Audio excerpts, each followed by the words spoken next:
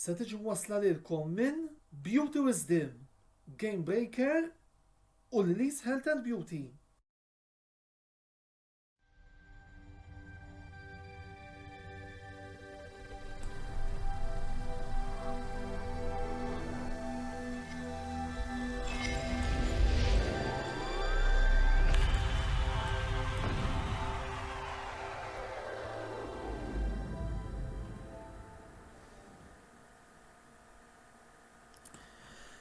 Antonello Bella jselmilkom u jagħtikom merħba 46 programm mis-sensiela l-intervista. Matul il-programm tal-lejla ser nkunu qegħdin nagħtu ħarsa lejn is-sitwazzjoni fil-kampjonat BOV Challenge u għal dan il-għan il-lejla mi fuq il-panel għandna lil Michael Kalleja, l-Viċi President ta' Swiqi United u l-Team Manager ta' Fgura United Silvan Gawci li nixtieq minn issa nirringrazzja tal-li joġobhom jattendu għall-programm tal-lejla. Infakkarkom li min jixtieq ħalli l-kummenti tiegħu fuq dak kollu li sejrin niddiskutu u qed jista' jagħmel dan fis-sezzjoni li għandna apposta allaċċata max-xandira tal-lejla. Tajjeb ukoll ngħidilkom illi ftit iżjed kmin qabel ma beda dal-programm intemmet logħba mis-serja Taljana bejn Torino u Empoli li spiċċat fid-drota 2-2. Bħalissa hemm għaddejjin il-lobiet Tottenham Brentford mill-Premier League Ingliż li fija t-tim ta' Antonio Conte jinsab fil-vantaġġ wara autogol ta' Sergio Canos u mis-serja Taljana Udinese għadhom kien fetħu l-iskor fl-Istadio Olimpico kontra Lazio gol skurjat minn Beto minna u ftit ieħor tibda wkoll il-parti tissima bejn Manchester United u Arsenal li tagħha wkoll se nkunu qegħdin nagħtukom diversi aġġornamenti matul dan il-programm. Ovvjament kien bidlu il-goals jew xi azzjonijiet. Mela, nibdew nitkellmu fuq is-suġġett tal-lejla u nibdew billi nagħtu ħarsa lejn il-klassifiċi taż-żewġ sezzjonijiet kif huma bħalissa nibdew anki bl-għajnuna tal-grafika minn sezzjoni A fejn għandna lil Nashar Lions qegħdin l-ewwel b'21 punt, Pembroke 3-19, Zeytun Corinthians u Melita 14, San Juan 9, Lija Athletic Marsa Xlok 7, Vittoria Stars 6, Rabat Ajax 5, Imqabba 4 u it-tim ta' St. George's jinsab f'ih il-klassifika b'punt wieħed biss. Minnaħa l-oħra f'sezzjoni B għandna lil Pjata Hotspurs l-ewwel b'16, Tarxi Rainbows 15, Zebbuċ Rangers 13, Marsa u Swiq United 12, Fgura 11, Rendi 7, St. Andrews 6, Imġar 6, Luqa St. Andrews 6 u jalqu Sengli Athletics ukoll b'6 punti. Mela nibdew billi nitkellmu naqra mal-membri tal-panel li għandna il-lejla. Michael u Silva l-ewwel net inselmilkom u kon ringrazzjakom tal-li ċettajtu li tattendu fil-programm tagħna l-lejla. Nixtieq billi nibda nieħu l-ewwel kummenti minn għandkom fuq is-sitwazzjoni attwali f'dawn iż-żewġ kampjonati għalissa b'mod ġenerali mbagħad nitlu fid-dettall as we go along. Ma nafx min jista' jibda minnkom tista' tibda inti Michael. Iva, l-ewwel nett nixtieq nirringrazzjak ħafna tal-istedina Antonello u nsellem lis-semmija kollha. Minn punt di vista ġenerali fil-fema tiegħi kemm grupp A u kemm grupp B huma missilta sew fejn kulħadd kapaċi jirbaħ lil kulħadd Antonello. Fi grupp A tispikka l-wirja eċċellenti, ovvjament li kellhom se nistenna Nashar Lions u naħseb li kull minnu mitla tal-futbol Malti stenna wkoll li timijiet bħal Zeytun u Pembroke ikunu qegħdin jissiltu għall-kampjonat. Però tispikka wkoll il-wirja tal-Melita li minkejja l-fatt li għadhom kemm telgħu mill-Amateur League qed jiksbu riżultati eċċellenti ħafna. Minn puntu di vista ta' grupp B fil-fema tiegħi hawnhekk ċertament li kull tim kapaċi jirbaħ lill-avversarju tiegħu. Meta wieħed janalizza r-riżultati sew jara li minkejja biddu xejn faċli għal ħażebuġ dawn qabdu r-ritmu sew tar-rep issa. Fil-waqt li l-iskwadra żagħżugħa ta' Pjata tidher li hija mmexxija sew u qegħdin jieħbu dak it-tragward tagħhom u ċertament jinsabu on track ħanajdu hekk. Wieħed jistenna li kemm ħaltarxin u anke l-Marsa jkunu qegħdin jissiltu għall-onuri u jiċċallenġjaw. Naħseb li kemm grupp u kemm grupp se jkunu interessanti ħafna u qed naraw ħafna sorpriżi ċertament. Silvan, l-ewwel kummenti tiegħek jekk jogħġbok? Naqbel ma li qal. L-ewwel ħaġa nsellmilkom naqbel ma li qal il-President ta' Swieqi illi f'section A għalkemm fil-bidu kulħadd qal li ħadd tkun section illi aktar jibsa minn section B qed juru bil-kontra għax hemm in-Naxxar u Pembroke u ż-Żejtun illi ħajġieldu għal postijiet tal-promozzjoni fil-waqt illi fin-naħa t'isfel tal-klassifika hemm ħafna timijiet illi ma tanġabru punti bħal Wormla u bħal u hemm tim ieħor illi ma il-Birgu wkoll illi ma tanġabru punti mentri fis-section l-oħra fil-B li aħna qegħdin fiha hemm bażikament faxar punti hemm it-timijiet kollha. Kif qal tajjeb hemm it-tim żagħżugħ tal-Pjetà li qed jillidja bħalissa l-klassifika, hemm tarċin għandhom skwadra tajba, hemm aħna Swieqi Marsa kollha għadna hemmhekk biex niċċallenġjaw għall-promozzjoni, u relegazzjoni għadha miftuħa beraħ ukoll għax hemm xi 4 timijiet, 5 timijiet illi f'punt bejniethom 6 u 7 għadhom hemmhekk, jiġifieri sorpriżi kien hemm ukoll. Semma tajjeb il-ħażebbuġ ukoll illi tista' timmaġina kull round qed ikun hemm aktar milli sorpriżi, kull lobija mis-silta u tista' tmur kull naħa. Kumment li laqatni minn naħa tiegħek Silvan, però huwa li semmejt fil-fatt semmejt il-f'sezzjoni A Naxxar, Pembroke u Żejtun biss isek il-Melita għal xi raġuni rajthom. Dan għax temmen li in the long run mhux se jkunu qed jiġġieldu għall-promozzjoni? Jien hekk nemmen illi Żejtun, Pembroke u n-Naxxar għandhom dik xi ħaġa iktar minn ħaddieħor. Jiġifieri il-Melita nemmen illi tkun tim ta' nofs il-klassifika. Hemm San Ġwan huma tim validissim ħafna, għandhom ħafna plejers promettenti għadhom żgħar, u hemm ukoll Ħallija, rivelazzjoni kważi sorpriża negattiva kienet Ħallija. L-iskwadra li għandha ġifieri għalhekk il-Melita ma nqishomx bħala contenders illi għall-promozzjoni. Sewa wisq. Mela issa jaħli nitkellmu ftit fuq it-timijiet rispettivi tagħkom li huma Swieqi United u F'Gura United fejn attwalment Swieqi United għandhom 12 punt u F'Gura United għandhom 11. Kif tiġġudikaw l-istaġun tagħkom sissa? Tibda inti terġa' Silvan. Mela, l-istaġun tagħna s'issa sodisfatt b'ċertu wirjiet u mhux sodisfatt b'ċertu wirjiet oħra.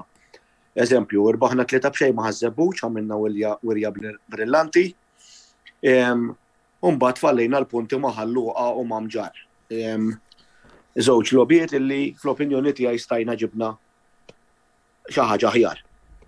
Il-logħba ta' Swieq l-ewwel waħda kienet l-ewwel waħda gowl lejn l-aħħar tal-partita wara 80 minuta, kienet logħba hija bilanċjata, kienet logħba ta' draw, il-goaler tagħhom ġab sejf stupend fl-aħħar, jiġifieri kienet logħba bilanċjata, jiġifieri u kienet l-ewwel ħarġa tagħna.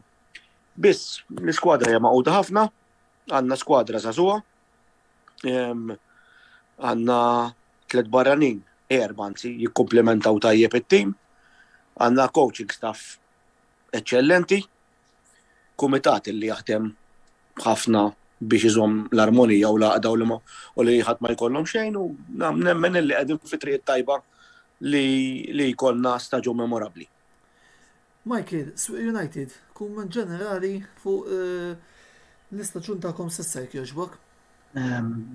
Fil-fema tiegħi naħseb speċjalment meta wieħed iqis ir-riżorsi tal-klabb tagħna, wieħed irid jiftakar li aħna għandna ground u anqas faċilitajiet kif għandhom klabb oħra. Naħseb li huwa bidu tajjeb ħafna.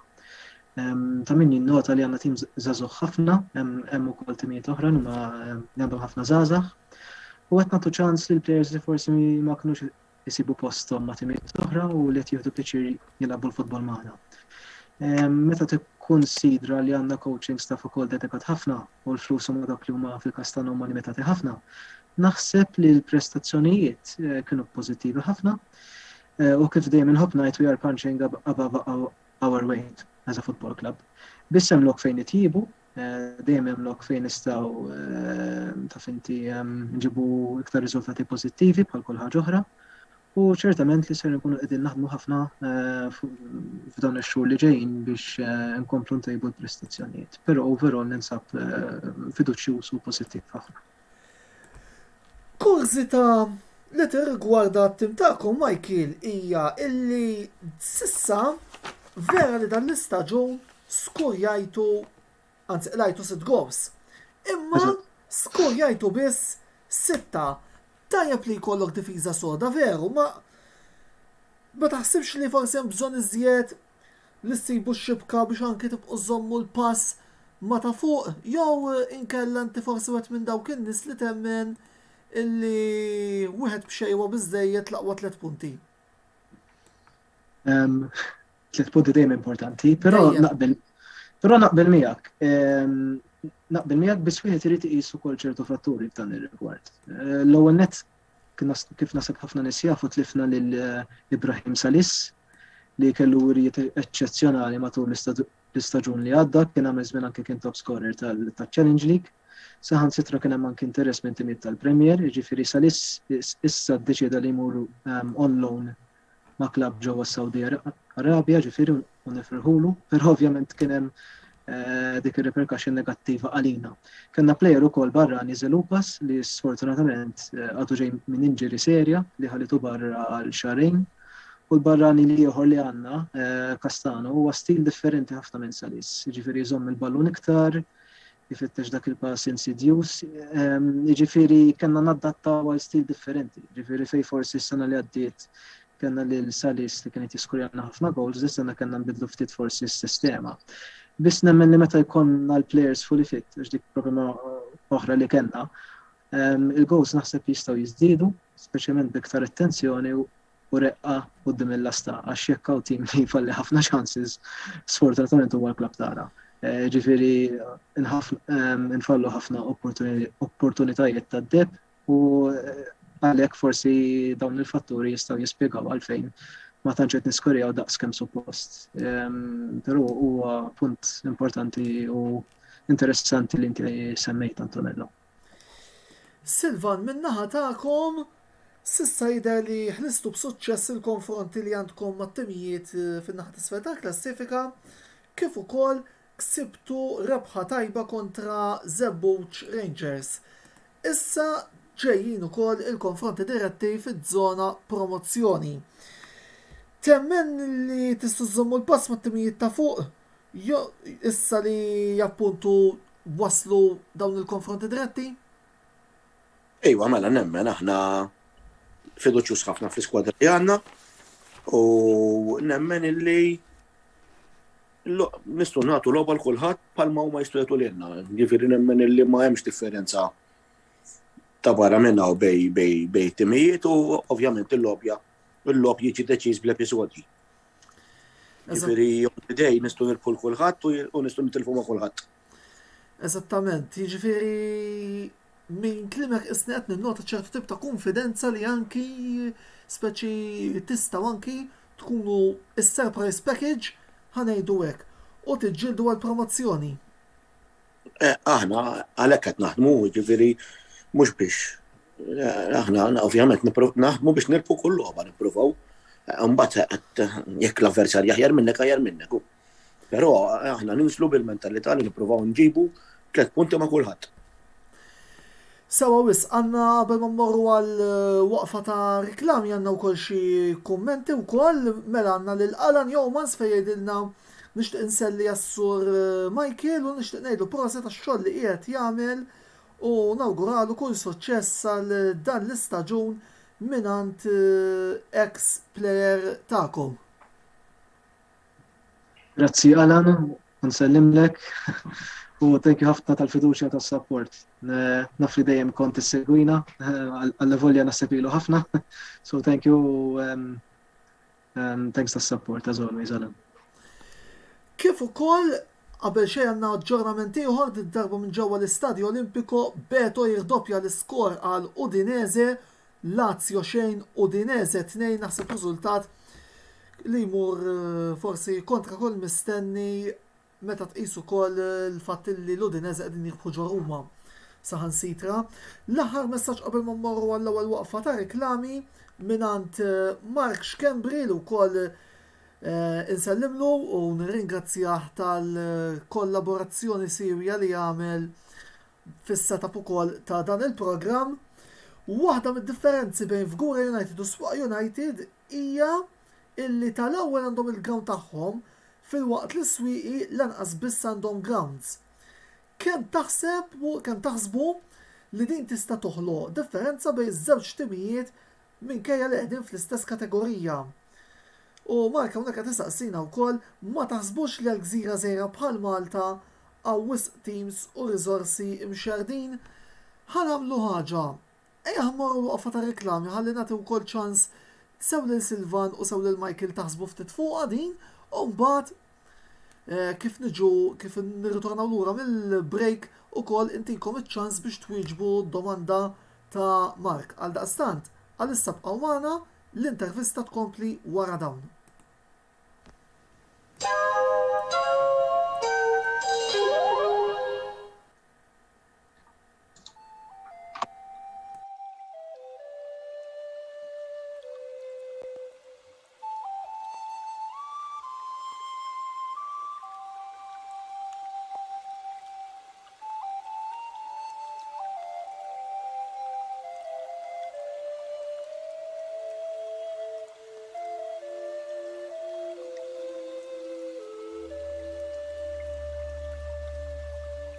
Beauty Wisdom tal-Fgura għall-aħjar prodotti u servizzi ta' sbuħija.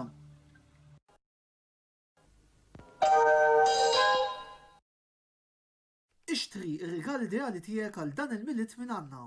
Diversi skonti fuq siġġijiet, logħob, aċċessorji u ħafna affarijiet oħra bl-aqwa prezzijiet fis-suq. Issibhom biss mingħand Game Breaker. Game Breaker, l-aqwa logħob tal-PlayStation, Xbox u Switch.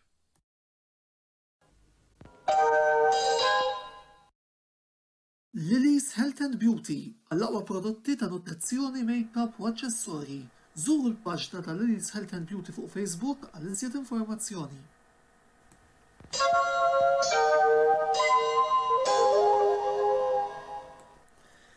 Merħba lura t-tieni parti tal-programm l-intervista ta' din il-ġimgħa, il-programm ta' diskussjoni illi il-Kamra Sportiva tella kull nhar ta' 5 filgħaxija fejn fih il-lejla flimkien ma' Dr. Michael Kalleja, Viċi President ta' Swieq United u Silvan Gawci, Team Manager ta' Fgura United, qegħdin nitkellmu fuq il-kampjonat BOV Challenge League. Infakkarkom li kull min jixtieq ħalli l-kummenti tiegħu fuq dak li qegħdin niddiskutu l-lejla jista' jagħmel dan fis-sezzjoni apposta li hemm allaċċata max-xandira tal-lejla. Sa dan it-tant ukoll għandna aġġornamenti ieħor minn ġewwa l-Istadju Olimpiku f'Ruma fejn nitkellmu fuq serja Taljana fejn Ciro Immobile naqqas id-distakka Lazio 1, Udinese 2. Sa dan it-tant ukoll mill ġewwa l-Premier League fl-Ingilterra, Tottenham 1, Brentford 2, l-logħba daħlet fil-ħin tal-mistrieħ u wara 7 minuti logħob Manchester United u Arsenal għadhom xejn b'xejn. Iżda kien ukoll intemmet il-logħba bejn Torino u Empoli mill-serja Taljana, Torino li jiġu miżmuma fid-draw ta' 2-2. Niġu biex immorru lura ma' Silvan u ma' Michael u ħallejtkom b'dik id-domanda illi staqsa Mark rigward l-argument tal-grounds, kemmx grounds biżejjed f'Malta jew iżejjed x'taħsbu? X'inhu huma l-kummenti tagħkom fuq dan ir-rigward? Ħanibda bik Silvan minħabba li għandkom il-ground. Naħseb titexel il-mikrofonu. Aħna għandna l-faċilitajiet tagħna, però jgħinu l-faċilitajiet ħafna għax għandna anki sala fejn nagħmlu team meetings u dressing room ta' kwalità. U qed isiru arranġamenti biex jinbidel is-surface tal-pitch ukoll. U ġifieri anki għandna pitch tal-5-a-side illi jinkera u jkollok introjtu minnu illi tista' tinvesti Jidherlu. fil-fatt istess u il-klabb. Biss għaw ħafna il-problema li nsib jien fil-grounds, illi għaw ħafna grounds għaw Malta, illi huma żgħar.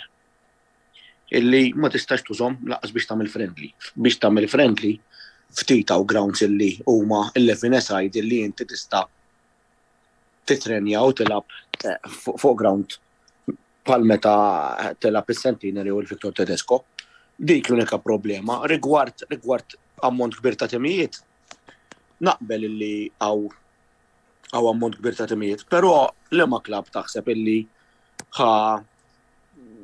ħajneħħi l-klabb tiegħu biex jingħaqad ma' klabb ieħor. Aħna dis-sena qed nagħlqu 50 sena ta' miftuħin għandna l-50 sena anniversarju. Ma naħsibx illi daw il-50 sena xi ħadd ħajkun jiġi u biex ninaqdu ma' klabb ieħor u nkunu qisna tlifnihom, fimt? Jiena fil-fema tiegħi Silva naħseb li naqbel miegħek fuq il-fatt li issu sabiħ li kull lokalità għandha tim, forsi jista' jkun ukoll problema ta' riżorsi. Michael, minnaħa tiegħek, forsi tista' jew tixtieq tirrispondi lil Silvan u fuq kollox lil Mark li tefa' din id-domanda. L-ewwel ħaġa nsellem il-Mark għax ħabib tiegħi ukollu ngħidlu serata tajba wkoll lilu. Naqbel ma dak li qal Silvan, tagħmel differenza, pereżempju għax Mark saqsa differenza bejn Swieq u l-Fgura. Tagħmel differenza ovvjament il-fatt li aħna nallokaw somma kbira fis-sena ġas biex nikru l-faċilitajiet. Ġifieri fejn mhux ġast il-Fgura, ġifieri fejn għandek klabb oħra li għandhom dawk il-faċilitajiet. Aħna diġà nibdew b'deficit enormi fis-sena ġas biex nikru pitches u grounds oħra. U tagħmel differenza ovvjament at the end of the day bejn il-Fgura u s-Swieqi, biss wieħed, però irrid ngħidha wkoll wieħed ma jnaqqas xejn mill-mertu tal-Fgura li huwa wieħed mill-iktar klabbs organizzati fil-pajjiż u naħseb li l-futbol Malti għandu wkoll bżonn klabbs bħal-Fgura, jiġifieri tagħmel iktar differenza biex inweġeb il-Mark bejn Swieqi u klabbs oħra milli klabb bħal-Fgura. Persi għax aħna dejjem qed nissiltu ma' klabbs li huma stabbiliti u li għandhom il-grounds tagħhom. Fuq il-punt tat-timijiet, naħseb Mark għandu raġun u naħseb nifhem il-punt tiegħu wkoll li għaw ħafna timijiet, biss naħseb wieħed irid jagħmel ukoll distinzjoni bejn timijiet professjonali u timijiet li huma amateur. Amateur teams meta wieħed jgħod kemm tal-Amateur League ta' Malta stess tagħna u anke amateur teams oħra li jipparteċipaw tipo Jask, Ġida, Mafa u daw it-timijiet kollha u hemm xi kompetizzjonijiet oħrajn għaw ħafna amateur teams. Jiġifieri aħna forsi li rridu naraw hija dawk il-timijiet u clubs li huma professjonali hawn wisq minnhom jew hawn ftit minnhom. U jekk hawn wisq minnhom jistgħu daw forsi jikkollaboraw iktar. Pereżempju jiena darba kont semmejt li hemm bżonn li pereżempju jkun hemm anke clubs reġjonali kbar. Anke fin-naħa tagħna għaliex le biex inti dejjem you filter the best players u għalhekk jiena kont bilt ukoll mal-kunċett FC Malta biex aħna dejjem nażlu l-aħjar players bħala pajjiż. Bħala klabb naqbel ma' Silvan li inti ovvjament kull klabb abbonat mar-raħal tiegħu hemm ċertu tradizzjoni, hemm storja, hemm passjoni li mhix faċli taqadhom. Għalhekk forsi lil mill-clubs irdu naraw jekk hemm soluzzjonijiet li jinvolvu anke regional setups u regional hubs li jistgħu dejjem taf inti nippromovu l-aħjar players skont dak ir-reġjun. Sewa wisq, mela issa nixtieq li nitkellmu ftit fuq sezzjoni A u nagħmlu wkoll diskussjoni ġenerali u puntu fuq dina il-sezzjoni. Qabel xejn, stennejtu li ser taraw li l-Nashar Lions ma jfallux punti u lil Pembroke atleta iġibu 6 rebħiet u draw mill-lobbit li labu sissa u prattikament jaħarbu fuq quddiem.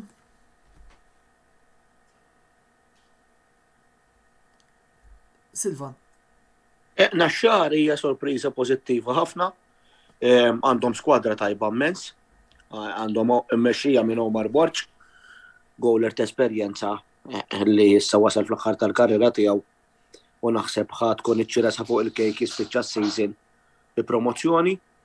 Però għatfadal ħafna u għadu xejn mhux deċiż għax iż-Żejtun ma naqtagħhomx barra kif għedlek, għandhom skwadra tajba, għandhom kif waqgħu mill-Premier li jkisser mal-għaddiet u nemmen li jkunu kompetittivi sal-aħħar. Pembroke l-istess u għandhom skwadra kompetittiva ħafna, għandhom players t-esperjenza, immexxija mill-coach li għandu anki esperjenza fil-Premier u mexxa klabs kbar u organizzati ħafna, ġifieri nemmen illi dawk it-tlieta huma t-teams li kif diġà għedlek ikunu contenders għal promozzjoni. Michael, minna ħatijak? Personalment minni sorpriz le, għax unajlek għalfejn naxxar labna maħħom fl-FA Trophy ftit ta' xurilu u raw is-supremazija tagħhom għax kienet logħba one-sided ħafna ma stennejni hekk. U personalment għat li dan huwa tim li naħseb kapaċi s-sena li ġejja għal dis-sena jkun minn ta' fuq. Ġifieri u ta' li supremazija issa qed isarfu anki f'dan il-grupp ġifieri minn is-sorpriż. Huma mexxija tajbin ħafna u nistenna li jiġu promossi, ġifieri biss kif qal Silvan qatt baqa' ħafna logħbiet ukoll. Pembroke minn dejjem kienu tim saħħtu u naħseb dik l-esperjenza li diġà kellhom fil-Premier Sweetom so, għax huma mdorrin anke l-fatt li labna li issa anke aħna labna kontrihom f'drabi wkoll anke s-sena li ddiet. Huma mdorrin jilagħbu b'tempo għoli ħafna. U wieħed għandu jisemmi wkoll il-fatt li dejjem irnexxielhom ikollhom barranin ta' livell għoli fiċ-challenging. U dik tagħmel differenza kbira ħafna. Ġifieri dejjem kellhom recruitment tajjeb fejn hemm barranin. Klabb organizzat ħafna f'dan ir-reġjun tagħna. Ġifieri nistenna li jkunu hemm u qed jissiltu għall-unur ukoll f'April u anke f'Mejju ġifieri. Aġġornament ieħor minn ġewwa l-Italja Udinese jiskurjaw it-tielet gowl fil-45 minuta permezz ta' Nahuel Molina, Lazio 1 Udinese 3. Xtaqt ukoll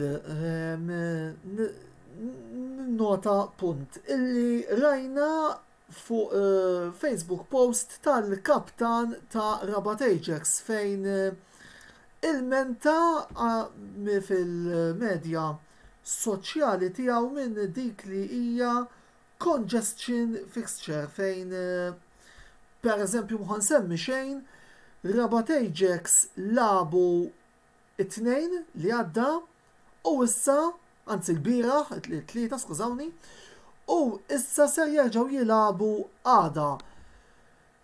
Kien hemm ukoll xi issues ta' kwarantina fejn daw prattikament issa jridu jilagħbu madwar 4 logħbiet fi 22 ġurnata. Taħsbu li huwa ġusti l-ilmenti ta' Rabat Ajax fuq dan ir-rigward? Michael, ħanibda bik d-darba, mbagħad wieġeb jista' jkompli Silvan. Personalment segwejt il-każ, però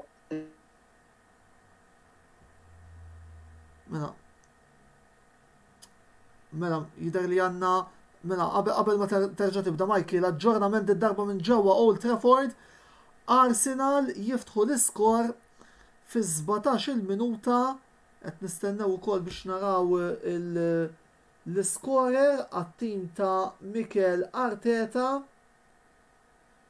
Fil-fatt huwa Emil Smith Rowe li jiftaħ l-iskor għal Arsenal fi 17 minuta. Għaldaqstant Manchester United xejn, Arsenal 1. Kien hemm ukoll waqfa l-injury break minnaħa ta' United ħabba David De Gea, iżda apparentement jidher l-Ispanjol irkupra biss ftit wara l-irkupra Smith Rowe fetaħ l-iskor għal Arsenal għal daqstant Manchester United xej Arsenal wieħed. Tista' terġa' tibda l-ħsib tiegħek Michael jekk jogħġbok.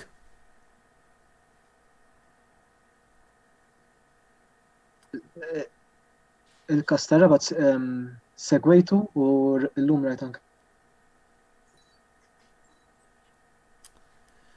Mela, Klabu laqas la jider li hemm xi Alright. erġa' qed tismani hekk? Iva Tismani hekk? tajjeb ħafna. Niskużaw ruħna ma minn qed isegwinha l-intoppi ta' meta tagħmel programm live dan sfortunatament. Jekk ma tisimgħunix kemm waqafni Antonello. Le bażikament kif kont qed ngħid tar-Rabat u anke tal-MFA ma nixtieqx nieħu sides per se peress li ma jkunx ġust, però wieħed jifhem is-sitwazzjoni straordinarja li qegħdin fiha.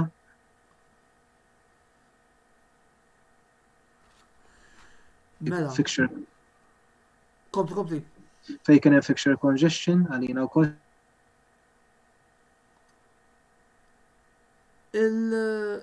Fi klab u mhux faċli u min-naħa tal-MF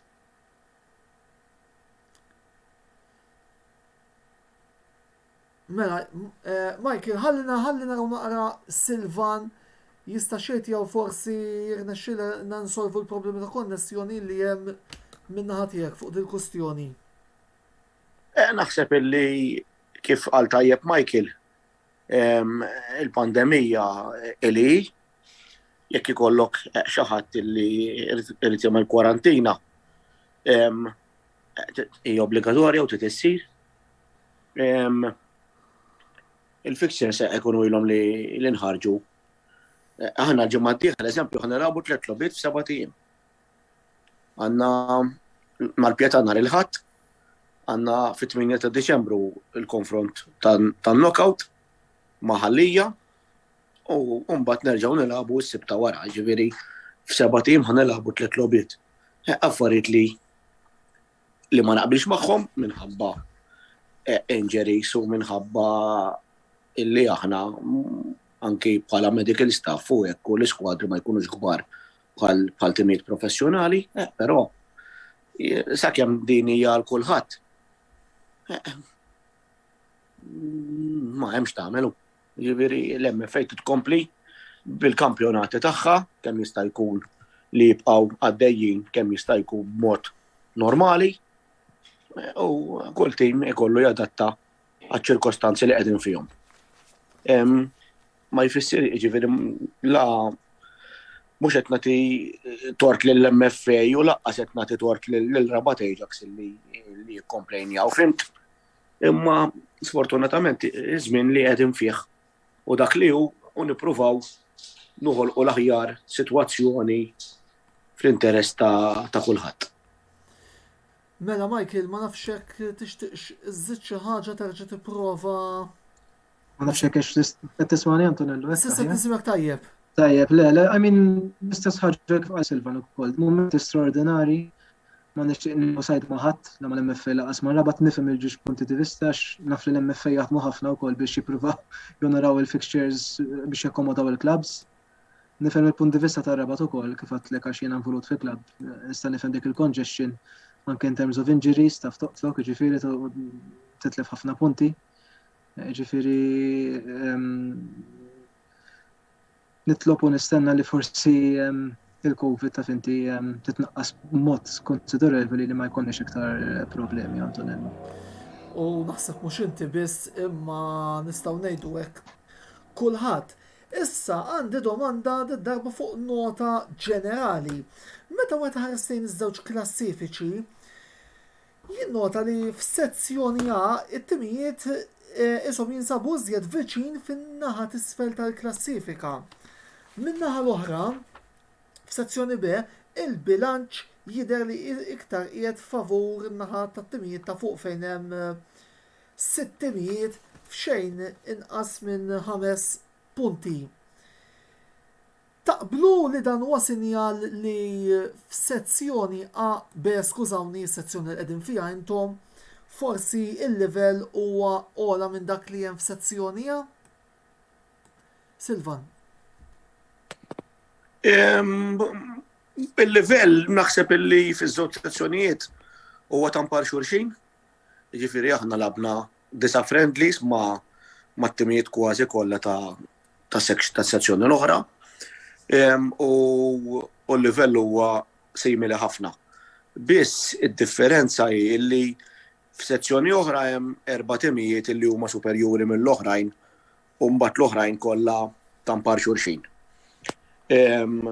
U fis-sezzjoni tagħna t-timijiet huma iktar bilanċjati, m'hemmx dak id-differenza bejn min qiegħed l-ewwel il-pjetà għal min qiegħed fl-aħħar postijiet li għandhom 6 punti kollha l-Luxol il-Luxol minn hemm l-Isla. Jiġifieri kollha kif Isla l-imġar u ħalluqa.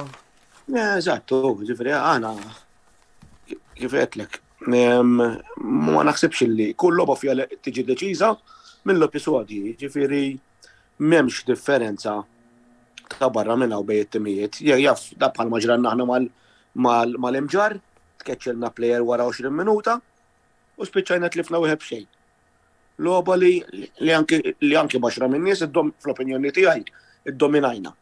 Ġifieri l-episodji jiddeċiedu l-logħbiet u kif inhu l-kampjonat bħalmu dejjem iċ-Challenge League huwa wieħed mill-iktar kampjonat bilanċjati fuq il-gżira, ġifieri nemmen illi sal-aħħar ħanibqgħu bit-timijiet kompatti ma' xulxin. Michael, x'taħseb? Ma tantx naqbel mal-mistoqsija għal diversi raġunijiet. Naħseb l-ewwel netta kmini. Naħseb wieħed irid jiġġudika wkoll fi frar għalmenu ninħobb nagħmel jiena wkoll meta ħafna timijiet ikunu għamlu bidliet sostanzjali fis-suq ta' trasferimenti f'Jannar. Ġieli kollok timijiet li fi frar jippreżentaw 7 plejers ġodda, literalment rajta ġifieri tiġri kemm il-darba.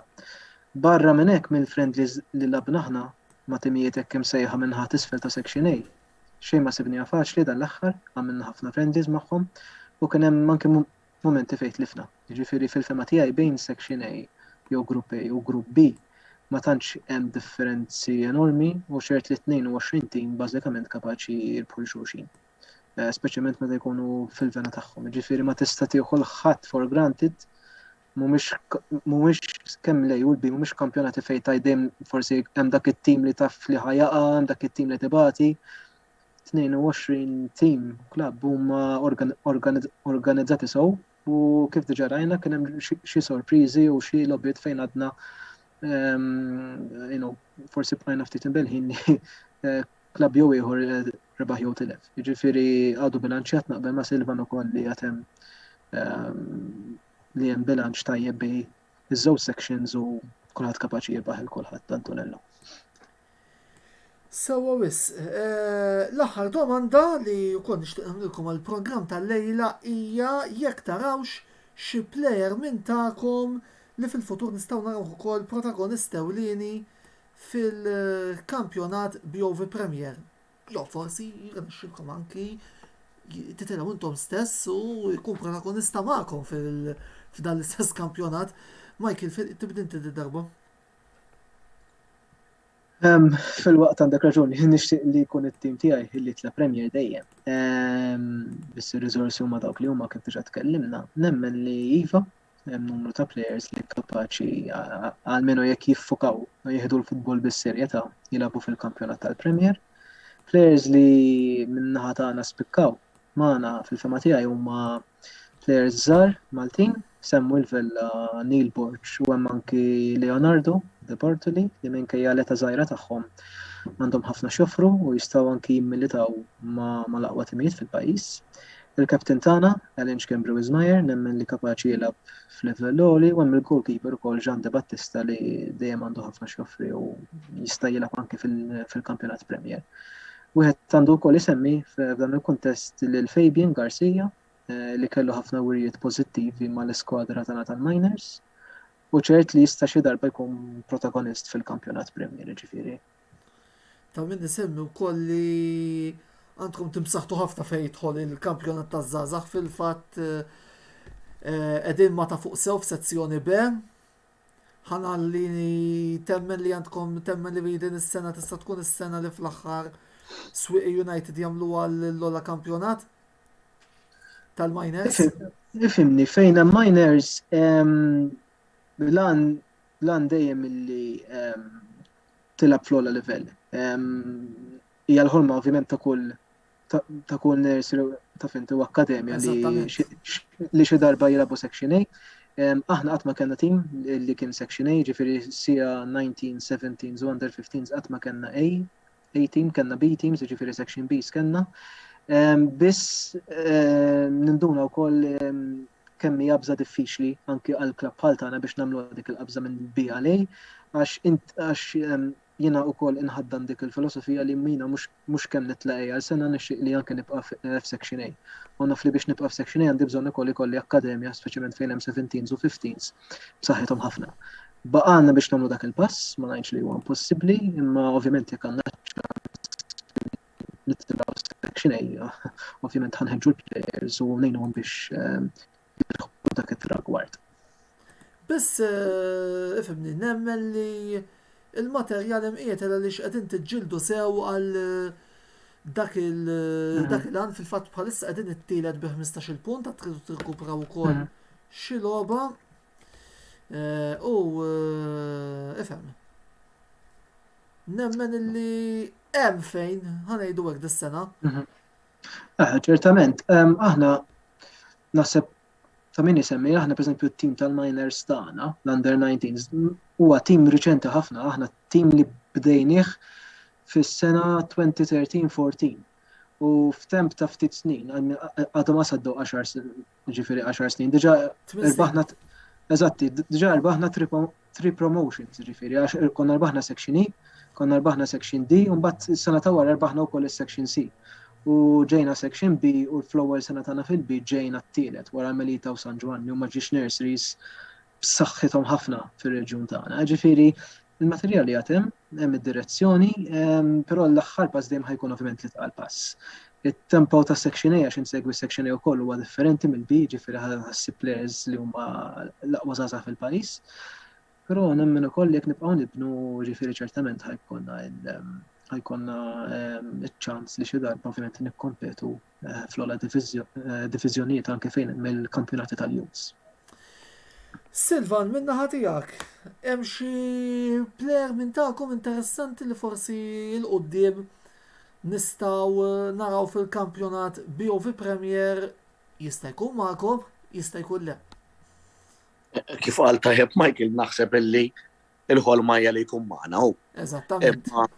Naħseb illi l-barranin li ġibna din is-sena kollha huma ta' livell tajjeb ħafna, għandna speċjalment il-Brażiljan, il-Lewertin Costa da Silva, Tom huwa plejer tajjeb ħafna, ġifieri il-passat tiegħu ukoll jurik illi dalab ma' Santos under 23. U ġifieri u spettaklu taraħ jilab. Ġifieri huwa plejer validissimu ħafna u għadu żgħir għandu 24 sena u nemmen illi mhux fil-Premier jagħmilha imma anki imma nkun għadu tal-fija u bolasi jagħmilha f'kampjonat tajbin fl-Ewropa. Mbagħad għandna ħafna plejers żgħażagħ għandna l-miners ukoll qegħdin Section C u qed nippruvaw illi l-iskwadra tieħu l-promozzjoni fil-fatt qegħdin l-ewwel fid-diviżjoni tagħna qed niġġieldu ma' Kirkop u ma' Mġar għall-promozzjoni. Qed nitkellmu hawnhekk fuq il-kampjonat taż-żgħażagħ sezzjoni C illi l-bieraħ il-Fgura wkoll telgħu fl-ewwel pożizzjoni wara r-riżultati li kien hemm.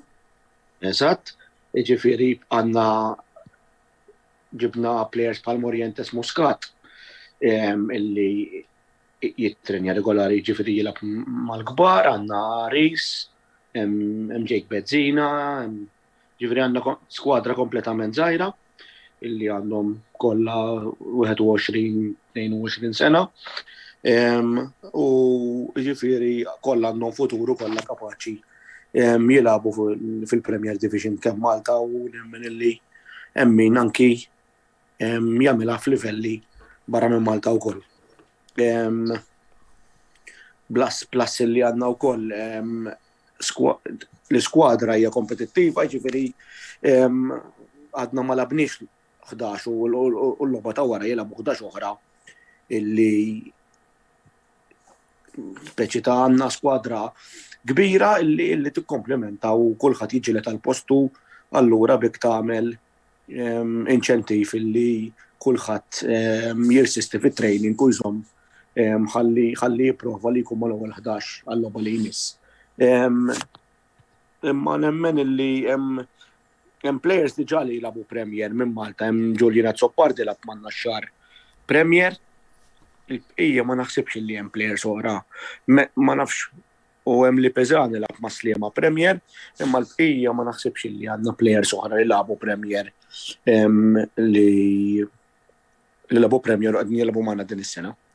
Hemm Gilbert Martin illi sfortunatament kellu this season kull ma lab 20 minutes ma' swieqi u kiser idu, daħal u spiċċa kellu injury labna friendly ma' San Juan u kellu injury serja. Gilbert Martin huwa l-kaptin tat-tim, huwa għandu esperjenza vasta, huwa striker prolifiku illi ddistingwa ruħu kemm mal-Marsa fil-Premier u anke mal-Mosta u mal-Birgu. Jiġifieri Gilbert Martin qed inqisu jien bħala l-akkwist ta' Jannar tagħna illi jekk nisperaw illi jirkupra sew kompletament mill-injury li għandu u jkun asset importanti għat-tim. Domanda finali, taħseb li rnexxilkom tieħdu l-promozzjoni fil-kampjonat taż-żgħażagħ minn sezzjoni C l sezzjoni B? Nemmen li hemm il-materjal u hemm grupp ma' out, technical staff u coaching staff tajjeb ħafna illi nemmen iwa ta' li qed naħdmu biex iva naħdu l-promozzjoni. Importanti li l-fgura nursery intu importanza kbira, għandna l-under 15 qegħdin section A, l-under 17 qed jiġġieldu biex jirbħu section B, flimkien ma' tim rinomat bħal Hibernians. Ġifieri u l-minors qegħdin section C u bit-target illi kif qal Michael ukoll il-target illi kull tim ikollu it-timiet tiegħu jilagħbu fl-ogħla diviżjonijiet ta' Malta u għandna target ieħor illi inħarsu lejh illi jkollna players illi jirrappreżentaw il-Malta kemm fl-under 15 u anke fl-under 17. Illi dak huwa reklam tajjeb li n-nursery tkun qed tipperformja sew meta jkollok players illi qed jilagħbu man-nazzjonal. U hija ħolma għal kull żagħżugħ nemmen illi għandu jkun ħolma għal kull żagħżugħ biex jagħmilha mal-iskwadra nazzjonali. Tajab wis, grazzi lil Silvan u lil Michael tal-li ukoll attendaw il-programm tal-lejla, kif ukoll grazzi kbira tmur lil sponsors tagħna li huma Beauty Wisdom, Game Breaker u Lily's Health and Beauty. Il-ġimgħa d-dieħla l-intervista ser tkompli tiddiskuti l-futbol lokali jekk kif din id-darba ser nkunu nitkellmu fuq il-kampjonat nazzjonali amatorjali. Infakkukom ukoll li dan il-programm minn hawn ftit ieħor ser ikun disponibbli fuq l-istazzjon uffiċjali tagħna fuq YouTube għal daqstant. Jekk tħaltu issa biex taraw x'inhu jiġri f'dan il-programm, tinkwitawx ftit ieħor u tkunu tistgħu issegwuh fil-kumdita kollha tagħkom. Fit-tmiem il-ġimgħa li ġej il-Kamra Sportiva ser tkun qed tagħti ħarsa partikolari lejn il-Grand Prix tal-Arabja Sawdita fejn fil-Formula 1 tkompli l-isfida bejn Lewis Hamilton u Max Verstappen, fil-waqt li fil-Formula 2 naraw Oscar Piastri rnexxilux ikompli tawwal il-vantaġġ u forsi anki jala il-kampjonat. Minn barra s-soltu kejjen li għandna relatati mal-futbol sew lokali kif ukoll internazzjonali. Nfakarkom ukoll illi fit-tmiem il-Grand Prix tal-Formula 1 tal-Arabja Sawdita l-ħabta ta' 8:08 il-ħadd ikollna l-programm Analiżi Doppja fejn fih ser nitkellmu sew fuq dak kollu nkunu rajna ġewwa ċirkwit ġdid ta' Ġedda kif ukoll fuq il-logħba Roma Inter ta' Sibt tal-ġurnata ta' qabel għal daqstant Analiżi Doppja il-programm li jmiss fuq il-medja tal-Kamra Sportiva nhar il-ħadd għal ħabta ta' 8:30. Sakemm nerġgħu niltaqgħu jien Antonello Bela ma tfadalli xejn x'ngħidilkom ħlief saħħa grazzi tal-li segwejtuna u l-lejl it-tajjeb. Ħudu ħsieb.